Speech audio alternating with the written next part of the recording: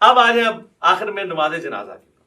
نماز جنازہ بھی جو ہے یہ بھی کبھی کبھار ہی پڑھنی ہوتی ہے، اس لیے اس کی بھی تکبیرات کس طریقے سے ہوں گی، نیت کیا ہے، وہ لوگ یاد کروا رہے ہوتے ہیں. نیت پھر ذہن کو حاضر کرنے کا نام ہے اور آپ نے نماز پڑھی. لیکن نماز جنازہ اس لیے مختلف ہے کہ یہ عام نمازوں کی طرح نہیں ہے، نہ اس میں رکوع ہے نہ اس میں سجدہ ہے، اس لیے اس کا پروٹوکول ذرا ڈیفرنٹ ہے. پروٹوکول ڈیفرنٹ ہے تو پھر ظاہر ہے اس کے اندر جب آپ اللہ اکبر کہہ کے نماز شروع کریں گے، وضع الیدین کریں یا ارسال الیدین کریں، تو پہلی تکبیر کے بعد ثنا کوئی نہیں ہے اس کے اندر. وہ روایتیں کمزور ہیں. اعوذ باللہ من الشیطان الرجیم، بسم اللہ پڑھ کے سورۃ الفاتحہ ہے اور ساتھ کوئی ایک سورت آپ ملا دیں، یہ سنت ہے. اور دوسری تکبیر جب آپ کہیں گے اللہ اکبر کہہ کے ہاتھ باندھ لیں گے، اگر ارسال الیدین کر رہے ہیں دونوں طریقے درست ہیں، اگر باندھ رہے ہیں تو آپ پھر اس حالت میں درود شریف پڑھیں گے. پھر تیسری تکبیر اللہ اکبر کہہ کے اس میں آپ دعائے جنازہ میت کے لیے پڑھیں گے، جو ابو داؤد ترمذی ابن ماجہ میں مشہور دعا ہے، اللہم اغفر لحینا ومیتنا وشاہدنا وغائبنا وصغیرنا وکبیرنا، یہ والی دعا. اس کے علاوہ بھی صحیح مسلم شریف میں اور دعائیں ہیں، کوئی سی بھی آپ ایک دعا پڑھ لیں. نہیں یاد ہے ربنا آتنا فی الدنیا پڑھ لیں، رب اجعلنی پڑھ لیں، کوئی بھی دعائے معصورہ پڑھ لیں جب تک آپ کو وہ یاد نہیں. پھر چوتھی تکبیر کہہ کے آپ اللہ اکبر کہیں گے، یوں ہاتھ باندھ لیں گے اور پھر دائیں طرف ایک سلام پھیر. نماز جنازہ چونکہ مختلف ہے تو اس میں یہ بھی مختلف ہے کہ آپ نے صرف ایک طرف سلام پھیرنا، السلام علیکم ورحمۃ اللہ. تابعین سے دو طرف پھیرنا بھی ثابت ہے، لیکن صحابہ اور نبی علیہ السلام سے ایک طرف ثابت ہے، دو طرف والی روایتیں کمزور ہیں.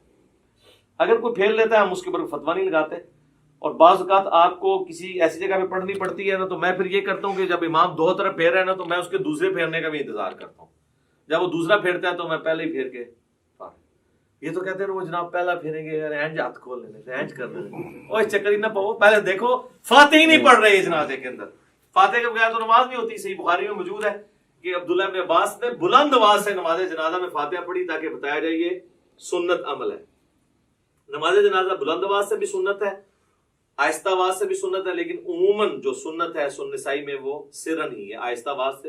اس لیے آپ دیکھیں عرب جتنے ملک ہیں وہاں پہ آہستہ آواز میں نماز جنازہ پڑھی جاتی ہے، یعنی بلند آواز سے نہیں پڑھی جاتی. خیر یہ الگ سے ٹاپک ہے نماز جنازہ کا. یہ طریقہ ہے. صحیح مسلم میں ہے کہ نبی علیہ السلام نے ایک جنازے پہ 5 تکبیرات بھی پڑھی تھی. جب آپ 5 تکبیرات پڑھیں گے تو پھر پانچویں جو چوتھی تکبیر کے بعد سلام پھیرا تھا نا، تو چوتھی تکبیر کے بعد پھر آپ دعائیں مانگیں گے اور پانچویں کے بعد آپ پھر سلام پھیریں گے. شیعہ عموماً 5 ہی کرتے ہیں، سنی جو ہیں وہ 4 ہی کرتے ہیں. ویسے شیخ زبیر صاحب کے جنازے پہ بھی 5 ہوئی تھی اور مولانا ساق صاحب کے جنازے پہ انہوں نے وصیت کی ہوئی تھی، تکبیرات بھی 5 ہوئی تھی، سلام بھی ایک طرف پھیرا گیا.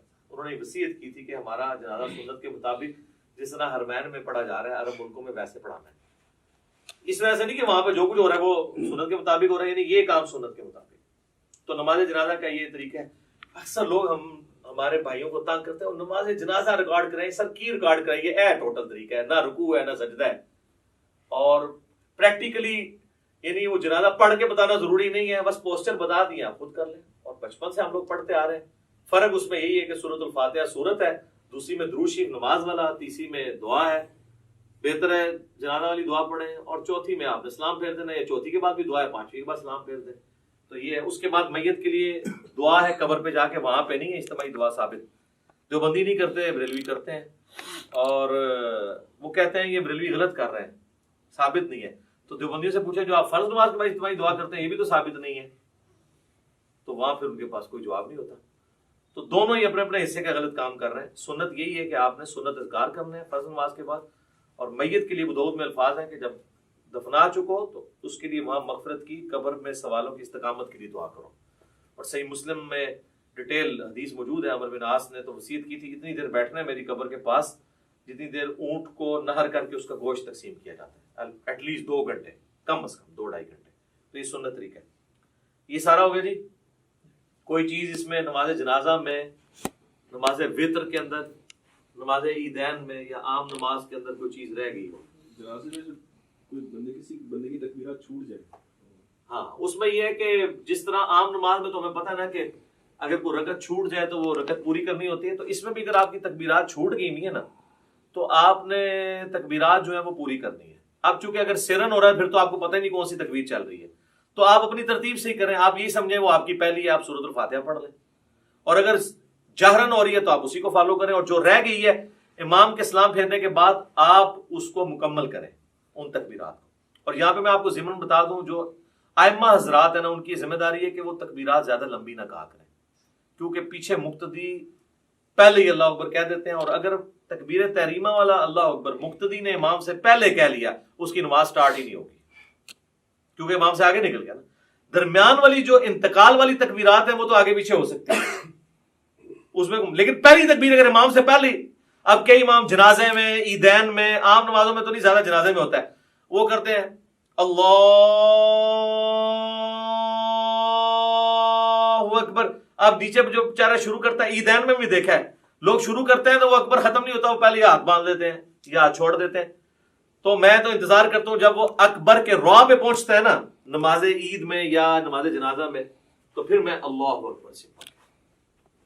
تو یہ آپ ٹرین کریں تو بہتر یہ کہ آپ مختصر اس کو کریں، اتنا لمبا نہ کریں کہ پیچھے لوگوں کے سانس ٹوٹ جائیں، یا ان کو ایجوکیٹ کریں.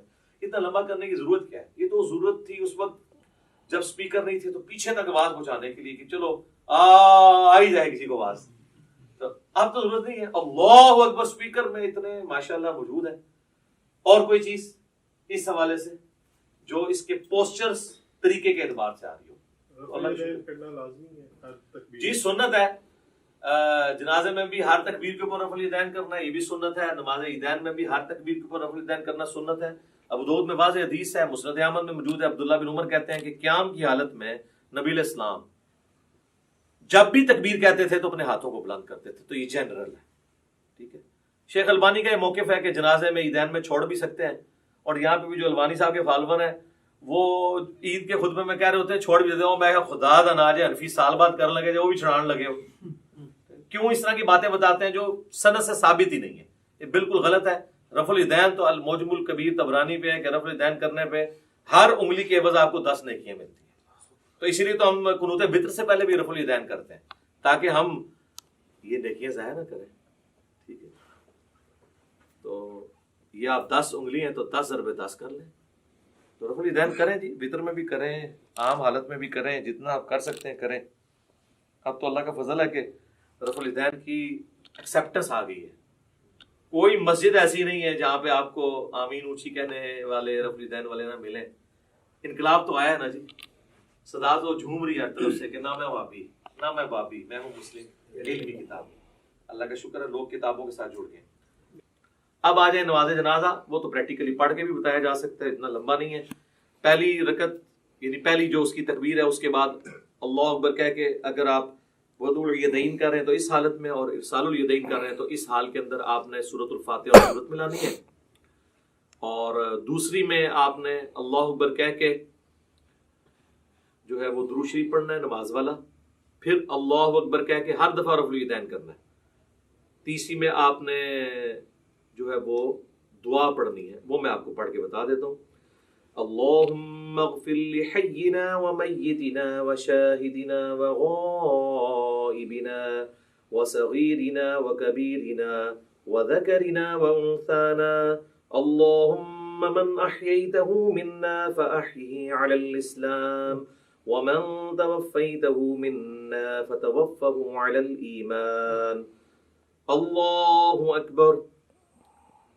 السلام علیکم ورحمۃ اللہ. یہ مکمل ہو گیا. دوسری طرف تو بتایا ثابت نہیں ہے. تو یہ نماز جنازہ والا بھی ہو گیا.